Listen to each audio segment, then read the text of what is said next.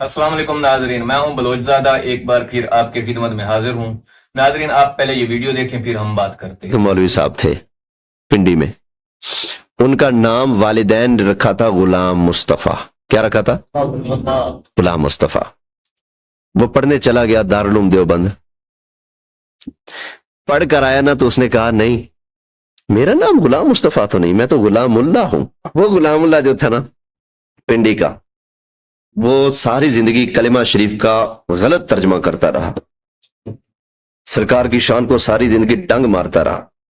वो मर गया दुबई के अंदर, जेर इलाज था, वहां मर गया। उसका मुंह नहीं दिखाया।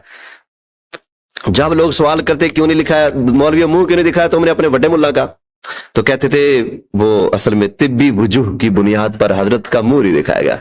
जी नाज़रीन, वीडियो आपने देख ली और बात भी सुन ली। मौसूफ का एतराज है कि शेखुल कुरान हजरत मौलाना गुलामुल्लाह खान साहब का चेहरा क्यों नहीं दिखाया, और वीडियो के अंदर बड़ी बदतमीजी की है, इसने बड़ी बकवास की है कि उनकी शक्ल बदल गई थी इसलिए उनका चेहरा नहीं दिखाया गया। मसला क्या है, असल तकलीफ क्या है?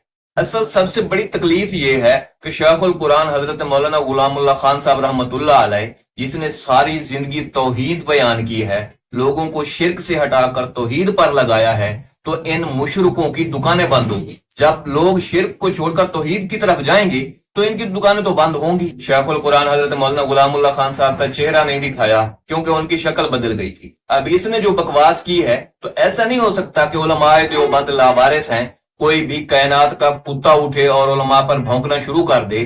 अल्हम्दुलिल्लाह हम उलमाए देवबंद के नौकर जिंदा हैं।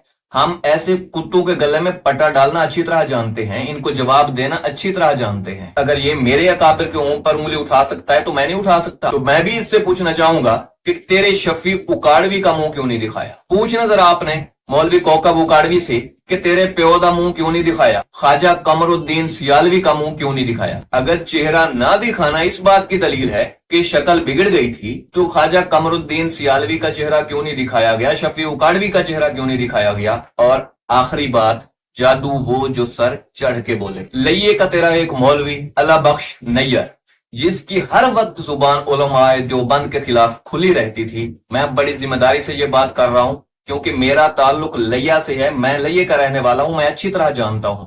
लैये का मौलवी अल्लाह बख्श नैयर, जिसकी जुबान हर वक्त उलमाए देवबंद के खिलाफ खुली रहती थी, उसके अपने लोगों ने बताया है कि जनाजे से बदबू आ रही थी, हम नाक लपेट कर खड़े थे। अल्लाह बख्श नैयर को मरे हुए कोई सदियां नहीं बीत गई, अभी उसके जनाजा पढ़ने वाले लोग जिंदा हैं, आप उनसे तहकीक कर सकते हैं। वो आपको बताएंगे कि अल्लाह बख्श नैयर के जनाजे से बदबू आ रही थी, लोग नाक लपेट कर खड़े थे। तो इसलिए हम कहते हैं कि हमें ना छेड़ो, अगर हमें छेड़ोगे तो फिर हम आपको नहीं छोड़ेंगे।